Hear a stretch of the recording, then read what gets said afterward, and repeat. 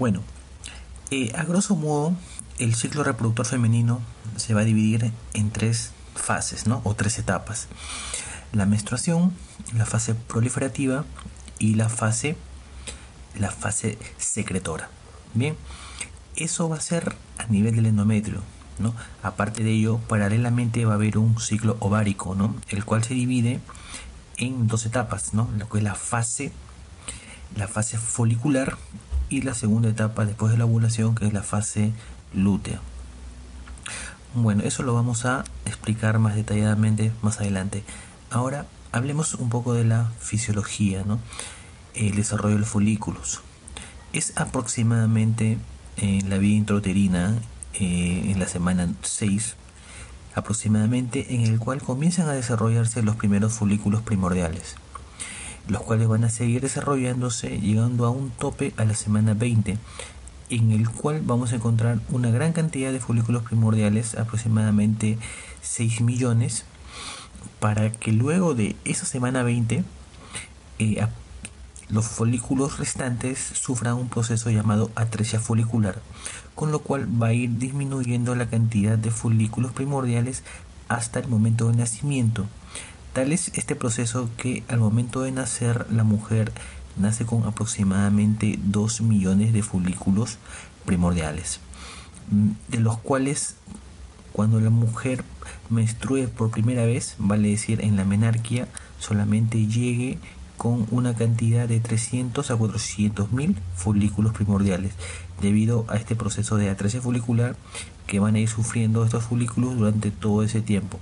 Bien, entonces, importante de esta parte acordarnos que en la semana 6 la vida intrauterina comienzan a desarrollarse los folículos primordiales, el pico máximo en la semana 20, para que al momento de nacer la mujer nazca con una cantidad aproximadamente de 2 millones de folículos primordiales, pero al momento de la menarquia solamente van a llegar de esos 2 millones solamente 400 mil folículos primordiales, y de esos 400 mil folículos primordiales que la mujer va a tener al momento de la menarquia, solamente durante toda la vida van a llegar a ovular de 300 a 400 folículos. A ver, de la ovogénesis, ¿qué es importante saber? Preguntas repetidas sobre esta parte del ciclo menstrual femenino es, al momento del nacimiento, ¿no?, hasta la etapa de la menarquia, el folículo, ¿en qué etapa de la foliculogénesis se encuentra? Bien, entonces aquí debemos recordar que hasta el momento de la primera menstruación, el folículo se quedó durante toda esa etapa anterior a la menarquia, se quedó en la profase de la primera división meiótica. Ahí se queda el folículo. Es después de la menarquia, después de la primera menstruación, después de este pico de la hormona luteinizante, que el folículo va a completar su primera división meiótica, pero deteniéndose en la metafase de la segunda división meiótica. ¿Y hasta cuándo se queda en la metafase de la segunda división meiótica? Hasta el momento de la fecundación. ¿Ok? Entonces eso es importante saber. Entonces el folículo se queda en la profase de la primera división meiótica del momento que nace hasta la menarquia. Después de la primera menstruación se completa esta primera división meiótica, pero se queda en la metafase de la segunda división meiótica. ¿Hasta cuándo? Hasta la fecundación, ¿no? Ahí completa todo el desarrollo. Entonces es importante recordar eso, porque siempre ha sido pregunta en los exámenes de salud y ENAM. Bueno, que algunas características que debemos conocer, debido a que también son preguntas reiterativas, es acerca de algunas características principales, ¿no?, del sangrado menstrual de una menstruación normal. ¿Cuál es la duración normal que nosotros tenemos que tener en mente? Y como tenerlo en mente como valores secuenciales, valores normales que debería seguir un proceso de menstruación normal. Aproximadamente la cantidad de días de sangrado es aproximadamente entre 2 a 8 días. Algunas literaturas mencionan entre 2 a 7 días. ¿Ok? Entonces, eso es la cantidad de días que normalmente sangra una paciente, en una mujer, en su proceso de menstruación. Y el volumen de sangre que aproximadamente va a gastar, ¿no?, por este desprendimiento del endometrio es aproximadamente de 30 a 80 mililitros, ¿no? 30 a 80 mililitros de sangre por día es lo que va a menstruar, lo que va a perder de sangre en una menstruación. Cantidades mayores a 8 días, duraciones mayores a 8 días o cantidades mayores a 80 mililitros ya no consideraremos normal, más bien consideraremos algo patológico, pudiendo sospechar de algunos procesos que produzcan esta alteración, que nosotros la conocemos con el nombre de menorragia, pensando en otras causas quizás anatómicas, como por ejemplo el mioma submucoso, ¿no?, que es una causa importante de hipermenorrea, de menorragia, ¿verdad? Bien, ahora, en lo que es la duración de días, ¿cuánto es la cantidad de días que normalmente debe menstruar una mujer? La cantidad de días que dura este ciclo reproductor femenino. El número básicamente es 28 días, eso todos lo sabemos. 28 días. A esto le vamos a sumar y restar más o menos 7 días. 28 más o menos 7 días. Eso es el valor promedio, el valor normal de un ciclo menstrual. ¿Ok? Entonces 28 le restamos 7, 21, límite inferior normal. 28 le sumamos 7, 35, límite superior normal. De 21 a 35 días es la duración normal de un ciclo menstrual. ¿Ok? Es la cantidad de días que normalmente va a durar el ciclo menstrual. Si es menos de 21 días, hablamos de polimenorrea. Y mayor de 35 días, oligomenorrea. Bien, eso lo vamos a detallar en otra exposición. ¿Y quién regula el ciclo menstrual? ¿Quién regula todo este proceso? El eje hipotálamo hipófisis ovárico, ¿no? Este eje importantísimo es el que va a regular todo este proceso del ciclo reproductor. La hormona que va a iniciar todo este proceso es la hormona liberadora de las gonadotrofinas, que es la GnRH, la cual se va a liberar a nivel de los núcleos arcuatos en el hipotálamo, que por un sistema vascular portal va a migrar hacia la adenohipófisis, o sea, hacia la parte anterior de la hipófisis, para poder liberar por pulsos la hormona FSH, que es la folículo estimulante, y la hormona LH, que es la luteinizante. ¿Ok?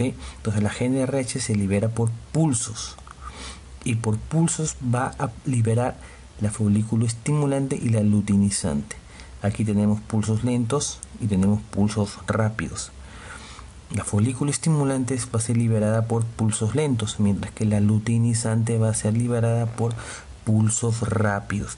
Recuerden que durante toda la primera mitad del ciclo menstrual femenino, la hormona predominante es la folículo estimulante, y durante la segunda mitad la predominante es la luteinizante. ¿Ok?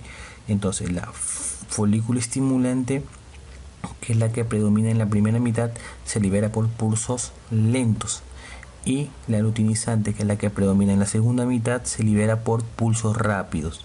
¿Ok? O sea, primero lento y luego rápido, ¿ok? Para que más o menos se acuerden. Primero inicia lentamente la liberación para luego acelerar los pulsos y liberar la luteinizante, ¿ok? Entonces es así como se van a liberar las hormonas folículo estimulante y la luteinizante.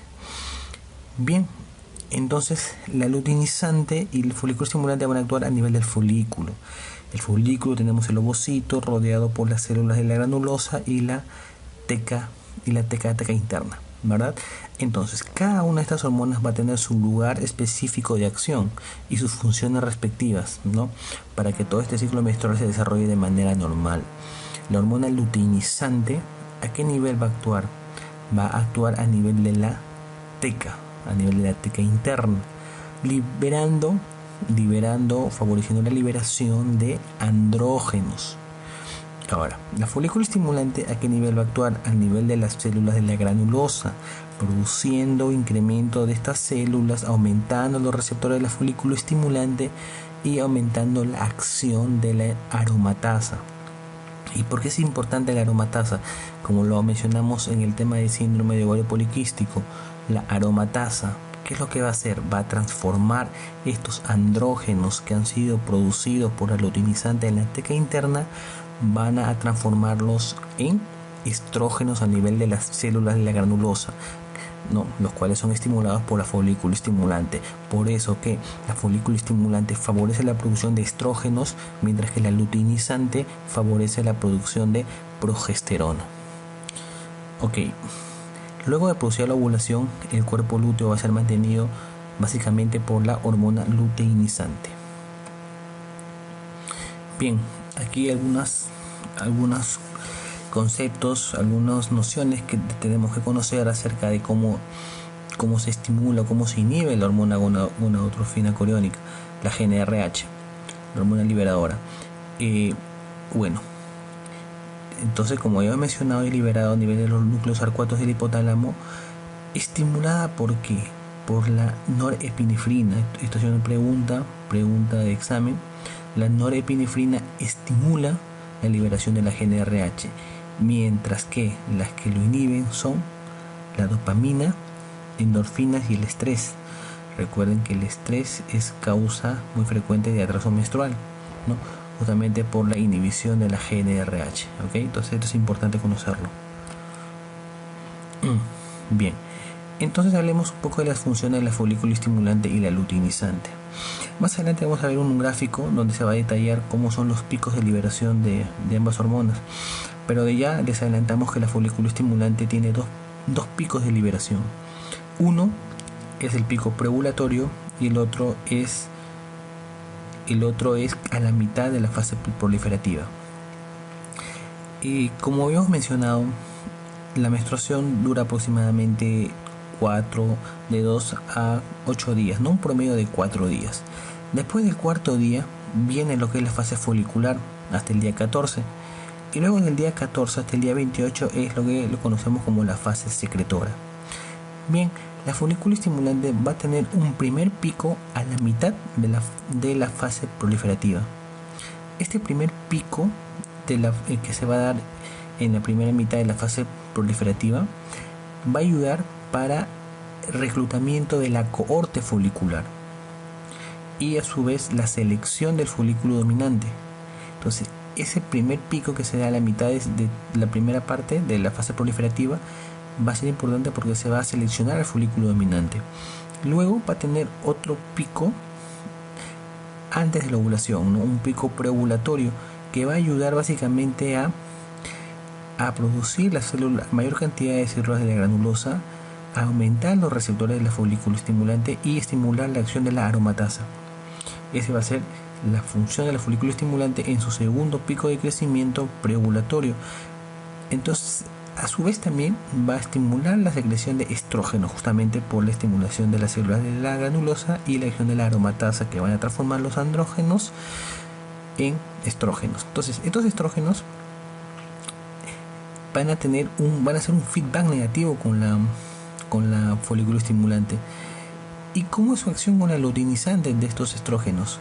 Estos estrógenos a cantidades pequeñas van a hacer un feedback negativo, o sea, van a inhibir la producción de luteinizante, pero a cantidades elevadas de estrógeno van a favorecer la liberación de la luteinizante, y es así como se produce la ovulación. La folículo estimulante en su segundo pico de crecimiento preovulatorio va a incrementar la cantidad de estrógenos, los cuales se van elevando 36 horas antes de la ovulación. Entonces, este pico máximo de estrógenos, esta elevación de estrógenos va a producir grandes cantidades del mismo, favoreciendo la liberación de la luteinizante, produciendo el pico máximo preovulatorio, del cual se da 12 horas antes de la ovulación. ¿Ok? Pregunta de examen. La luteinizante tiene su pico máximo 12 horas antes de la ovulación. ¿Ok? Bien, la luteinizante a su vez tiene un solo pico de liberación, que es el pico preovulatorio.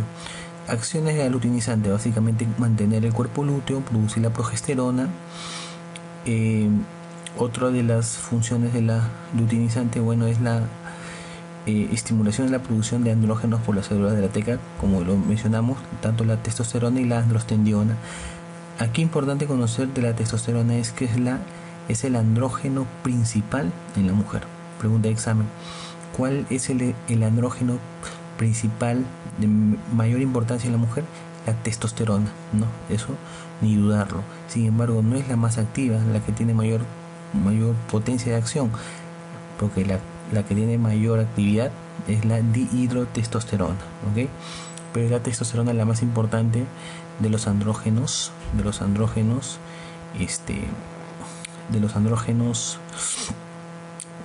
de la mujer, ¿no? Bueno, acciones de los estrógenos, los cuales son liberados básicamente por el folículo estimulante. ¿Cuáles son? Son tróficos de todo el aparato genital femenino, ¿ok? Aumentan la producción aumentan el desarrollo, el incremento del grosor endometrial, ¿no? Mantienen el control electrolítico. Recuerden que el estrógeno tiene una acción similar a la aldosterona, por lo que retiene sodio, por lo cual en las gestantes vemos edemas en miembros inferiores por uno de estos mecanismos, es por el estrógeno. El estrógeno, como dijimos, feedback negativo junto con la inhibina para la secreción de folículo estimulante. Sin embargo, con la luteinizante no se comporta así. A baja dosis el estrógeno inhibe la producción de luteinizante, pero a niveles elevados, mayor de 200 picogramos por mililitro, produce la liberación de la luteinizante. Y eso explica cómo es que se produce el necesario pico de la luteinizante preovulatorio, ¿no? Para que se produzca la ovulación. La progesterona. Aquí, pregunta de examen. El desarrollo de los acinos, de los lobulillos mamarios, de la areola y el pezón es de la progesterona, sin dudarlo, ¿ok? Acinos, lobulillos, lo que es la areola y el pezón, progesterona.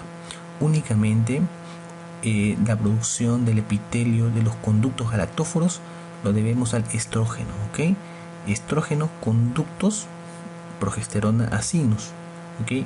Estrógenos, conductos, progesterona, acinos, areola y pezón.